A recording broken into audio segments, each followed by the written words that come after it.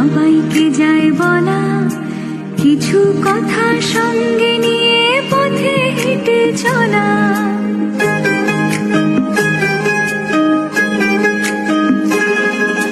কিছু কথা গোপন খুবই রেখেছি নীলখামে, কিছু কথা আলোয় মোড়া সাজানো অ্যালবামে, সাজানো অ্যালবামে।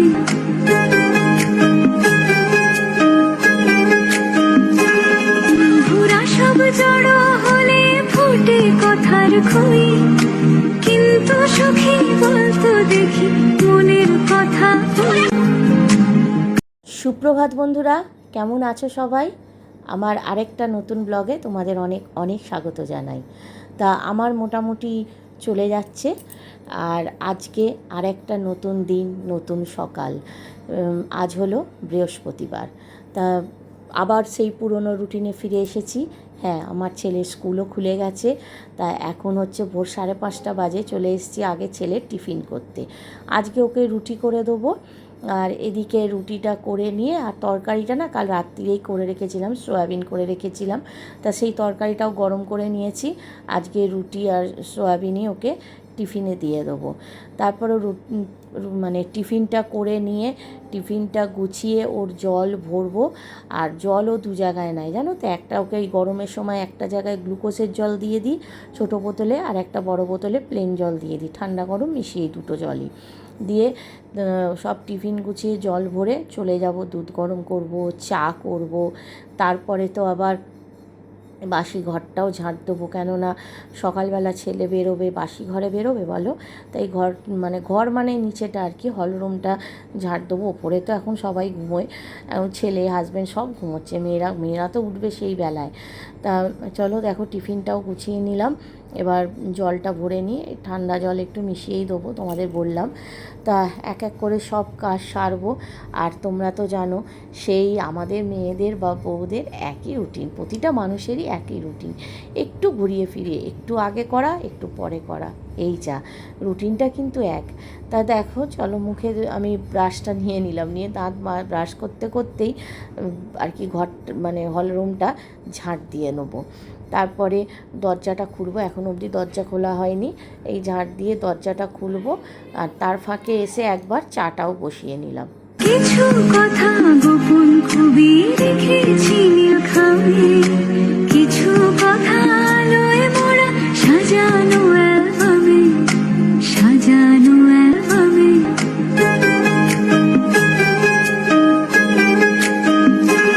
বন্ধুরা সব জড়ো হলে ফুটে কথার খই, কিন্তু সখী বলতো দেখি মনের কথা।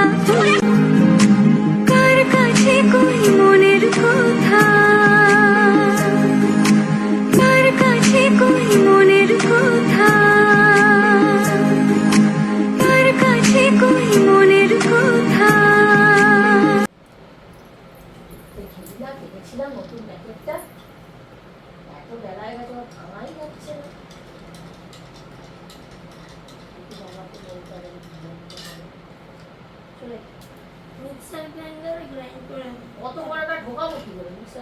তো বন্ধুরা, তোমরা দেখলে নিচে সব কাজ সেরে ওপরে এলাম ছেলেকে তুলে খাওয়াতে। হাজব্যান্ডকেও তুলেছি, হাজব্যান্ড তুলতে নিচে চলে গেছে, সে চা খেয়ে ব্রাশ করে রেডি হবে। আর এখানে আমি আমার ছেলেকেও তুলে খাইয়ে দিলাম। ওকে সকালে তো দেখলে দুধ আর বিস্কুটই খাইয়ে যাই। আর জানো তো, বোনভিটাটা না ছিল কাটা, কি জানি কী করে হাওয়া ঢুকে গেছে, গোটা এক প্যাকেট বোনভিটা পুরো পাথর হয়ে গেছে। সেটাই ছেলেকে বলছিলাম যে কিছুতেই ভাঙতে পারছি না বোনভিটাটা, যে তোকে আমি দেবো। আর ওই জন্য শুধু দুধই দিয়েছি। তা চলো ওদিকে ছেলেকে এবার রেডি করিয়ে ফেলি।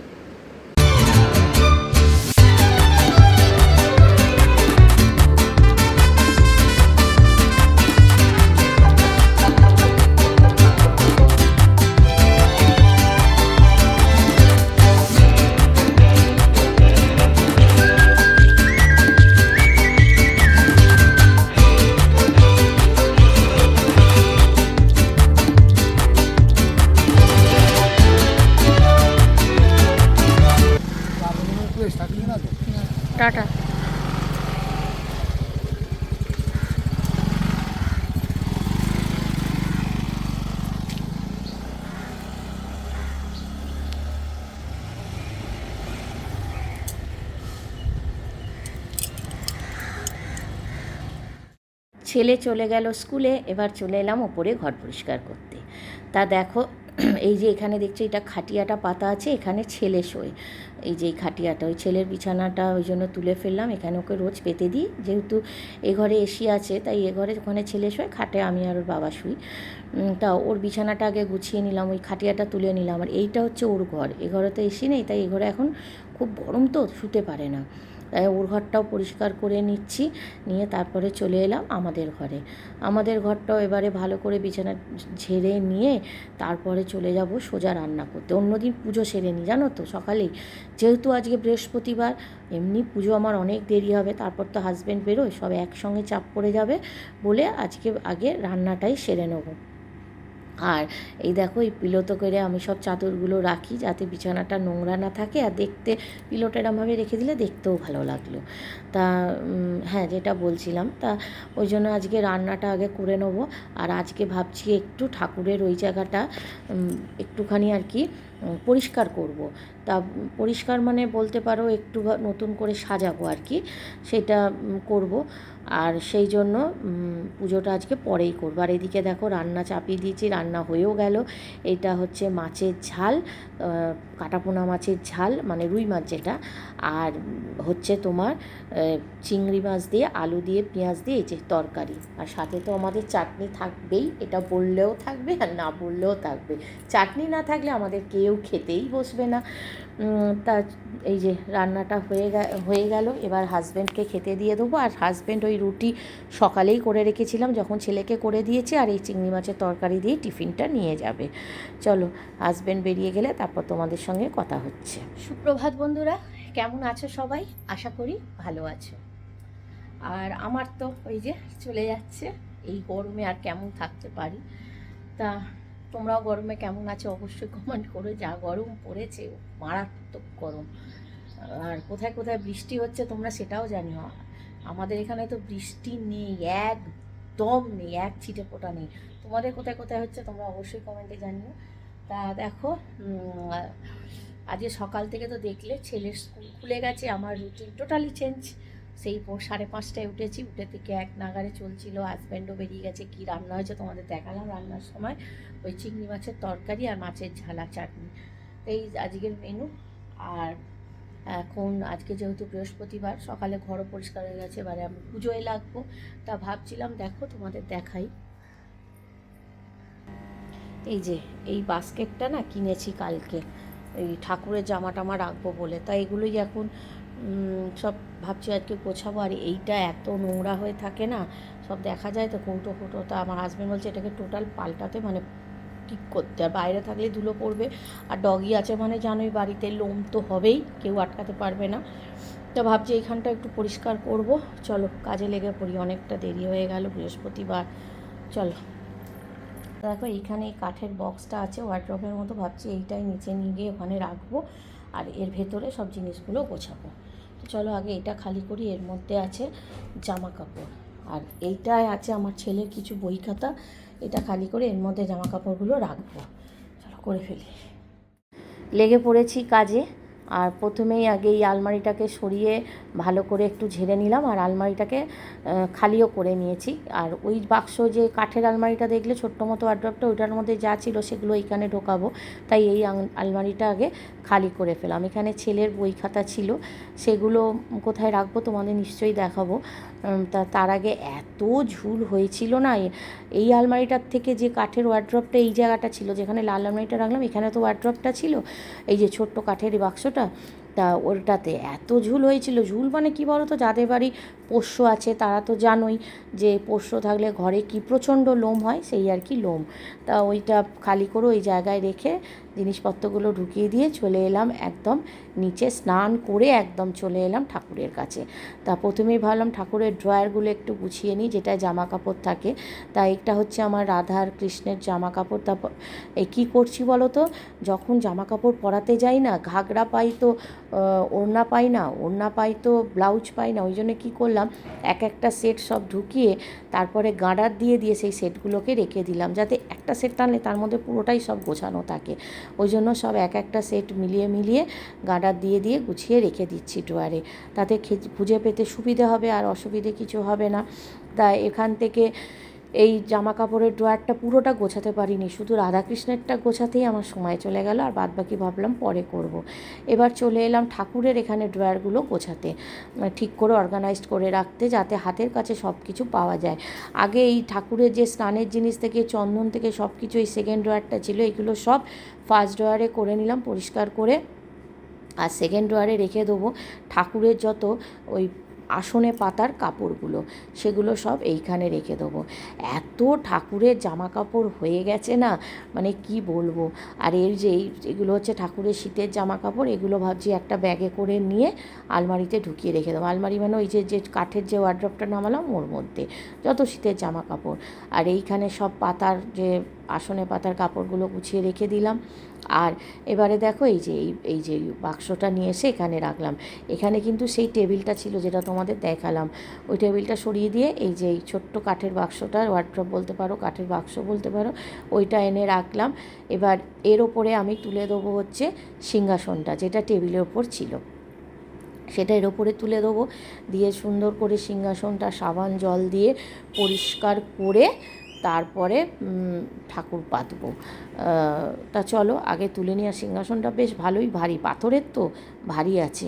আর জানো তো আমার একটা খুব বড় পাথরের সিংহাসন ছিল, সেটা না ভেঙে গেছে, এখনও মনে পড়লে খুব মন খারাপ লাগে। কী আর করা যাবে, ছাড়ো, মন খারাপ করে তো আর জিনিস ফেরত পাবো না।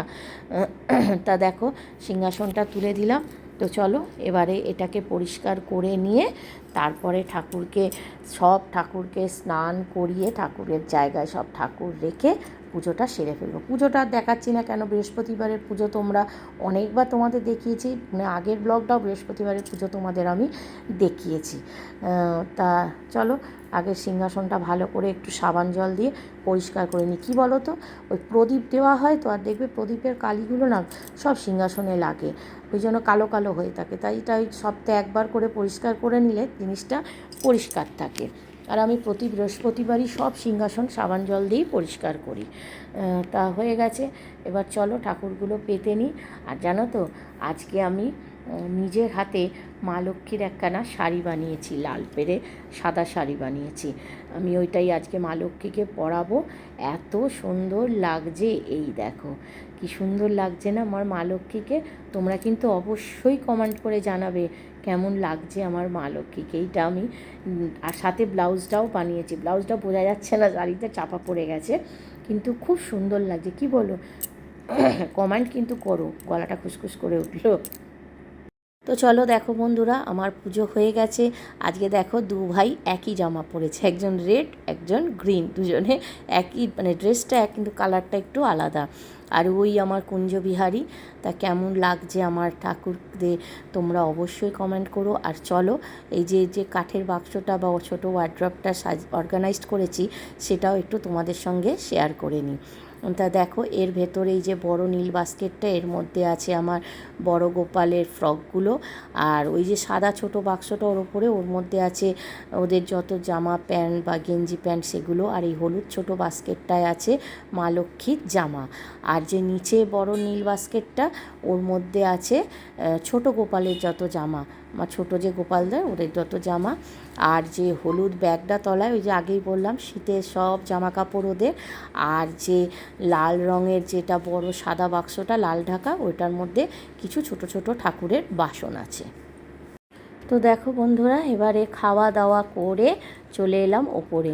আর ওই যে বললাম যে 3 থাকের এই যে টেবিলটা রয়েছে, এইটা পরিষ্কার করব আগে ভালো করে। খুব নোংরা হয়েছিল, ঠাকুরগুলো ছিল সব তেল চিটানি পড়েছিল, তারপরে ধুলোও পড়েছিল, সেইটা ভালো করে আগে কলিন দিয়ে পুরো টেবিলটাকে পরিষ্কার করে মুছে নেব।